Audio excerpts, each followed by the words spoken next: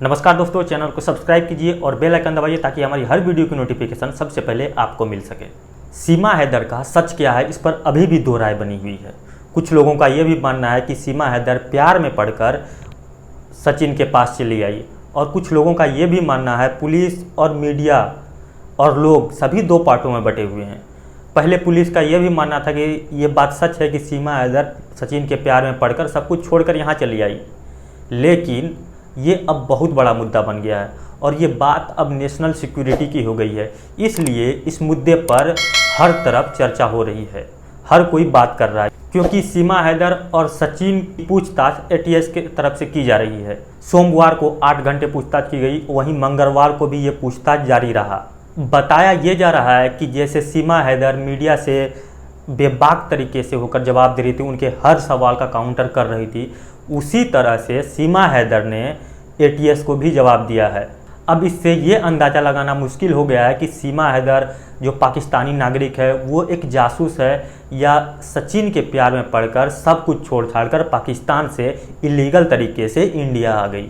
जब पहली बार सीमा हैदर को नोएडा की पुलिस ने गिरफ्तार किया था और उसे कोर्ट में पेश किया गया था, तो कोर्ट ने उस सीमा हैदर को बेल ग्रांटेड कर दिया, क्योंकि उसके 4 बच्चे का ख्याल कौन रखता।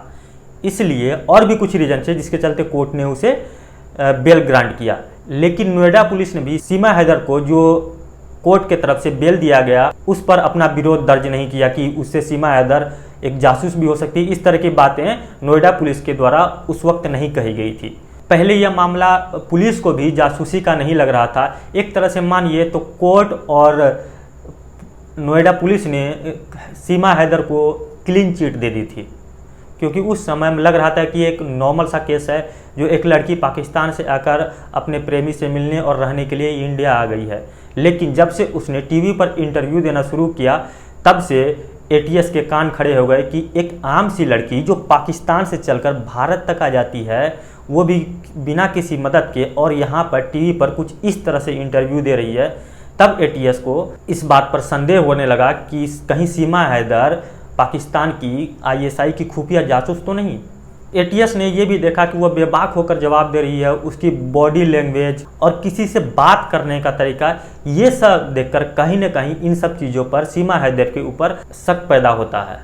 और शक इस बात का, कहीं ये एक स्पाई और ट्रेंड जासूस तो नहीं है।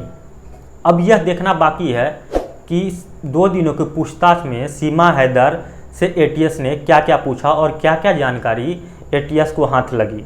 सीमा के तफ्तीश के बाद कुछ बातें सामने निकल कर आई है। उसके बाद एटीएस सीमा के सभी सोशल मीडिया अकाउंट को खंगाल रही है, कहीं से वहां से कुछ क्लू मिल जाए। और ये बताया जा रहा है कि सीमा हैदर के सोशल मीडिया अकाउंट पर जितने भी लोग कनेक्टेड हैं वो दिल्ली एनसीआर के एरिया के ही हैं।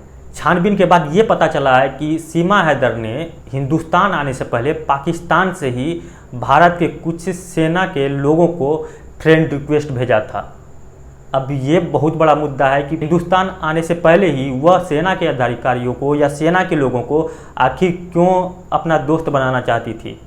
कुछ तो वजह रही होगी जो वह चाहती थी कि सेना के लोग भी हमारे दोस्त बने, जिस तरह सचिन दोस्त बना। बताया यहाँ तक जाता है कि पबजी खेलते हुए भी सीमा हैदर ने बहुत सारे भारतीय लोगों से बातचीत की, उनके संपर्क में थी, लेकिन उसी दौरान उसकी मुलाकात सचिन से हुई। फिर दोनों एक दूसरे के करीब आ गए। उसके बाद मामला आपको पता है उन दोनों के बीच में क्या क्या हुआ और अब क्या हो रहा है। अब एटीएस ये जानना चाहती है कि कहीं सीमा किसी और को फंसाने की साजिश तो नहीं कर रही थी, कि जैसे उसने सेना के कुछ लोगों को फ्रेंड रिक्वेस्ट भेजा, बहुत सारे भारतीयों से पबजी खेलने के दौरान बात किया, उनके संपर्क में रही। ये सब बातें कहीं न कहीं शक पैदा करती है सीमा के ऊपर। एटीएस ने सीमा और सचिन से उनके सोशल मीडिया के बारे में पूछताछ की कि वो लोग किस तरह से बात करते थे, कैसे बात करते थे, क्या क्या बातें होती थी। अब ये बात निकल कर आ रही है कि लोगों ने फेक अकाउंट क्रिएट किए हैं सीमा के नाम पर, सचिन के नाम पर, क्योंकि ये मुद्दा बहुत बड़ा हो गया है और हर कोई फॉलोवर गेन करना चाहता है। और बहुत सारे फेक अकाउंट क्रिएट किए गए हैं यूट्यूब पर, फेसबुक पर, इंस्टाग्राम पर, हर जगह इस तरह के कार्य किए जा रहे हैं। और पाकिस्तान से भी कुछ ऐसी खबरें आई थी, आपने वीडियो देखी होंगी कि सीमा पर भरोसा नहीं किया जा सकता। वहाँ पर भी बताया गया कि इसके कई बॉयफ्रेंड थे, वहाँ पर जो उसका गुलाम हैदर जो पति था उसके बावजूद भी कई बॉयफ्रेंड थे। अब इसमें कितनी सच्चाई है या नहीं है ये बात तो नहीं पता, लेकिन जब इस तरह के वीडियो आते हैं, इस तरह की चीज़ें आती है, तो ऊपर से वह पाकिस्तानी नागरिक है, इसलिए उसके ऊपर संदेह किया जा रहा है और उस पर पूरी तरह से भरोसा नहीं किया जा सकता।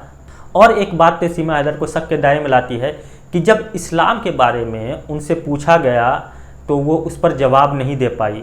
अब एक पाकिस्तानी महिला इस्लाम के बारे में, जो इस्लाम धर्म में थी, अब वो बोलती, खुद को हिंदू बोलती है कि मैं हिंदू हो गई हूँ, उसे इस्लाम के बारे में कुछ कैसे नहीं पता। आखिर कैसे हो सकता है कि वह बोलती है मेरा एज 27 साल है, लेकिन फिर भी वह इस्लाम के बारे में कुछ नहीं जानती, इसके बावजूद कि वह पाकिस्तान में रहती थी, नमाज पढ़ती थी, रोजे रखती होगी, सब कुछ रखती होगी, लेकिन इस्लाम के बारे में उसे कुछ नहीं पता। अब सीमा पाकिस्तान वापस नहीं जाना चाहती क्योंकि उसके जान के ऊपर खतरा है। वो बताती है कि अगर मैं वहाँ जाऊँगी तो लोग मुझे मार देंगे। और ये बात सही भी है कि सीमा अगर वहाँ जाती है, अगर यह सच है कि वह प्यार में पड़कर यहाँ आई थी, तो पाकिस्तान जाने के बाद उसे ज़रूर मार दिया जाएगा। लेकिन ये भी शक जताया जा रहा है कि इंडिया में भी उसके जान को खतरा बताया जा रहा है, इसलिए शायद पुलिस ने उसे ज़्यादा मीडिया से इंटरेक्ट होने से मना किया है। पाकिस्तान के सिंध में हिंदू और हिंदू मंदिरों के ऊपर हमले किए जा रहे हैं। बताया जा रहा है कि 30 हिंदू नागरिकों को वहां पर बंधक बनाया गया एक जिहादी संगठन के द्वारा, और इसकी सारी वजह सीमा हैदर है। वो लोग का कहना है कि सीमा हैदर को वापस करो, नहीं तो हिंदुओं का यहाँ पर जीना मुश्किल कर देंगे, हर हिंदू यहाँ पर मारा जाएगा, इस तरह से वहाँ पर जिहादियों का कहना है। अब देखिए एक सीमा हैदर से कितनी हिंदुओं की जान फंसी हुई है। अब पाकिस्तान में ये सब आम बातें हैं, आप हर दिन न्यूज़ देखते होंगे। आपने 2 दिन पहले देखा कि एक मंदिर को तोड़ दिया गया जो 150 साल पुराना था, उसे ये कहकर यहाँ पर हम मॉल बनाएंगे। तो वहाँ पर हिंदुओं की जनसंख्या, अगर आप देखेंगे कि जिस समय आज़ाद हुए थे, भारत पाकिस्तान का बंटवारा हुआ था, उस समय हिंदुओं की जनसंख्या कितनी थी और आज कितनी है। वो इसलिए है कि क्योंकि वहाँ पर हर दिन हिंदू मारे जाते हैं, हर दिन हिंदुओं के साथ अत्याचार किया जाता है। यह बात किसी से भी नहीं छुपी है।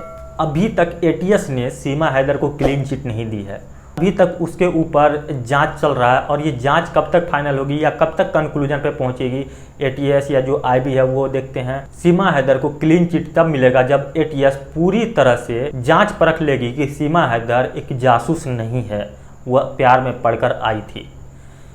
तो बाकी आपका क्या सोचना है, आप क्या सोचते हैं इस मुद्दे पर? अगर आपकी कोई राय या कोई विचार है तो आप कमेंट के जरिए हमें दे सकते हैं। अगर ये वीडियो आपको पसंद आए तो वीडियो को लाइक कीजिए, अपने दोस्तों के साथ शेयर कीजिए। अगर आप हमारे चैनल पर नए हैं तो चैनल को सब्सक्राइब कर लीजिए और बेल आइकन दबा लीजिए ताकि हमारी हर वीडियो की नोटिफिकेशन सबसे पहले आपको मिल सके। ये वीडियो देखने के लिए आपका बहुत बहुत आभार।